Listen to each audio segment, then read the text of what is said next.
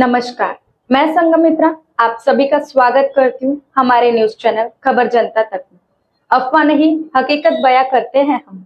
आइए देखते हैं आज की खास खबर। के यूटिलाइजेशन को लेके जो काम होना चाहिए उसमें बजाय कंप्लेंट करके तकरार करके करने की बजाय इसको जो है हमने ये सोचा कि इनका सहकार्य करे, इनके साथ में मिलकर ये सब काम में उनका साथ बटाए।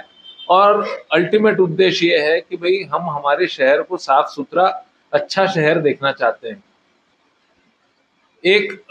आप लोगों ने देखा होगा कि जहाँ गिरा हुआ है उस क्षेत्र में आपको ये दिखेगा।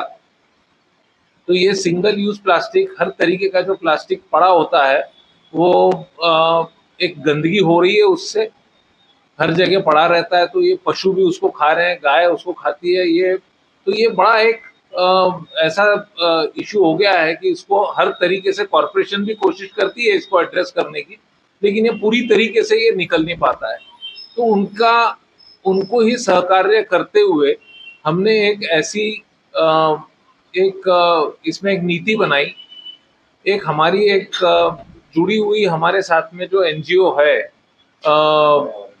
पर्यावरण संगठन, उससे अंजलि देशपांडे मैडम आई है, आरती देशपांडे मैडम सॉरी आई हैं। तो ये जो संगठन है, इन्होंने एक इको ब्रिक का कॉन्सेप्ट निकाला।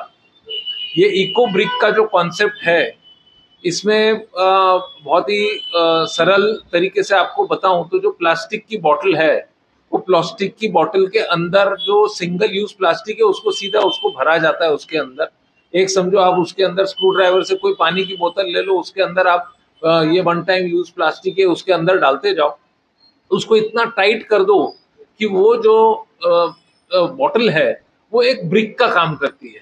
उसमें इतनी मजबूती आ जाती है कि वो एक ब्रिक का काम करती है। तो हमारे यहाँ के जो हमारे इस इनिशिएटिव के साथ जो जुड़े हुए आर्किटेक्ट्स है, उन्होंने इसको लेके कुछ बेंच बनाने का, कुछ टेबल बनाने का, कुछ अलग अलग डिजाइन डेकोरेशन के लिए बनाने का, ऐसे सब बहुत सारी चीजें इससे की है। ये किस तरीके से बनती है इको ब्रिक, ये थोड़ा बताने के लिए मैं आरती देशपांडे मैडम को बोलूंगा। लेकिन उसके पहले आपको बता दूं, आप लोग अगर कभी एनएमसी जाएंगे तो एनएमसी में एंटर करते समय जो आकाशवाणी स्क्वायर से जाएंगे तो जो लेफ्ट टर्न लेंगे तो वो लेफ्ट टर्न पे आपको दिखेगा कि वहां पे नाले पे एक बहुत बड़ा ऐसा कवरिंग बना के रखा है।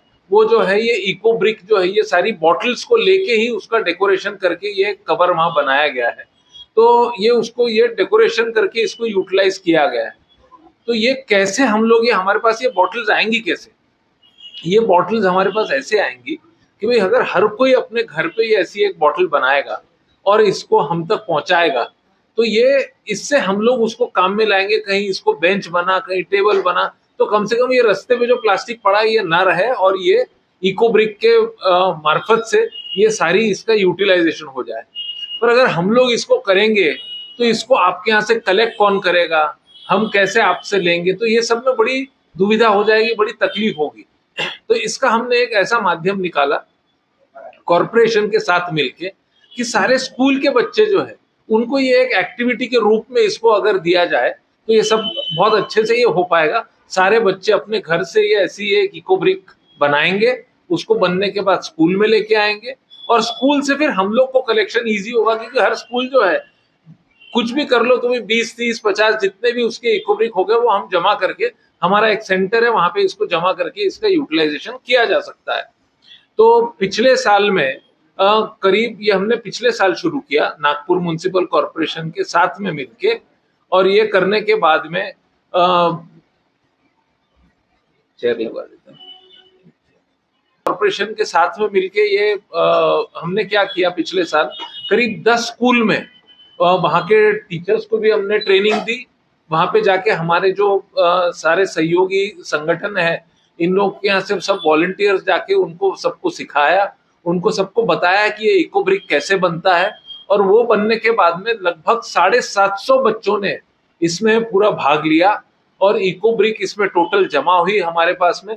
लगभग 3500 इको ब्रिक हमारे पास में पिछले साल में आई। उसकी फिर हमारे सारे ये वॉलंटियर्स ने मिलके उसकी सॉर्टिंग की, उसको, क्योंकि हर बॉटल अलग अलग शेप में, कोई स्प्राइट के बॉटल में डाल रहा है, कोई पानी के बॉटल में डाल रहा है।